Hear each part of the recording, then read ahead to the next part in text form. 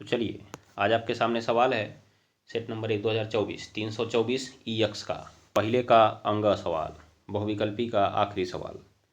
तो देखिए आपके सामने सवाल लिखा है कि एक अवकल समीकरण है, इसकी घात बतानी है।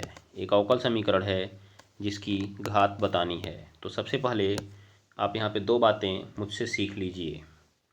क्या है? सबसे पहले एक शब्द आता है कोटि। कोटि अवकल समीकरण में, समझिएगा मेरी बात को, अवकल समीकरण में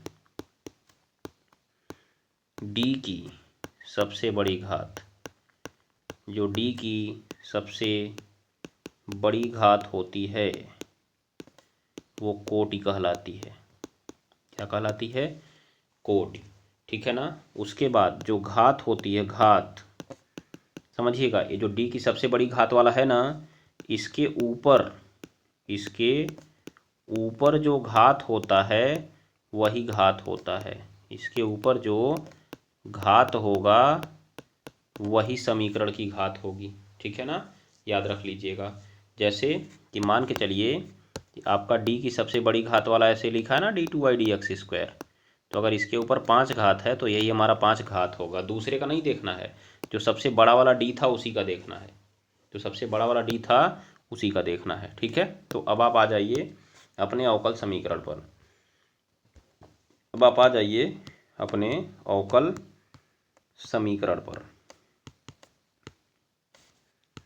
देखिए यहाँ पे लिखा हुआ है x प्लस dy dx का होल स्क्वायर। करड़ी लगा के ऊपर छोटू सा 4 लिखा है। इसका मतलब होता है घात एक बट्टे में थी, बस उसको करड़ी के ऊपर चढ़ा दिया गया। तो इसका मतलब ये होता है कि ये लिखा है x प्लस dy dx का स्क्वायर और फिर पूरे की घात 1/4। पूरे की घात 1/4।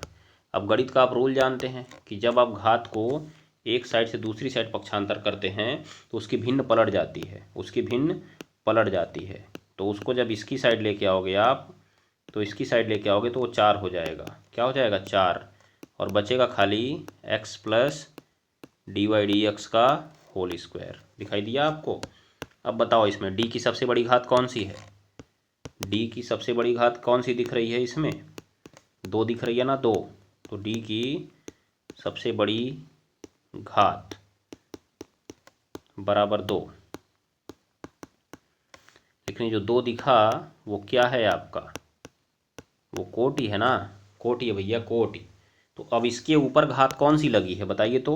अब इसके ऊपर कौन सी घात लगी है? अब इसके ऊपर की घात बताइए। इसके ऊपर की घात देखिए, इसके ऊपर भी 2 घात लगी है, इसके ऊपर भी घात लगी है। तो जो इसके ऊपर लगी है उसी को लेना है। मतलब आपको केवल 4 घात लेना है, उसके ऊपर का 2 घात नहीं लेना है। तो घात बराबर कितना है? 4। तो ये हो गया अवकल समीकरण की घात। ये हो गया अवकल समीकरण की घात। लीजिए, हो गया। चलिए, तो क्लास बढ़िया लगी हो तो सब्सक्राइब करिएगा चैनल को और एक बढ़िया सा कमेंट जरूर करिएगा और अपने मित्रों के साथ इसको शेयर भी करिएगा। धन्यवाद। क्योंकि प्रतियोगिता बढ़ेगी तो पढ़ाई बढ़ेगी। चलिए।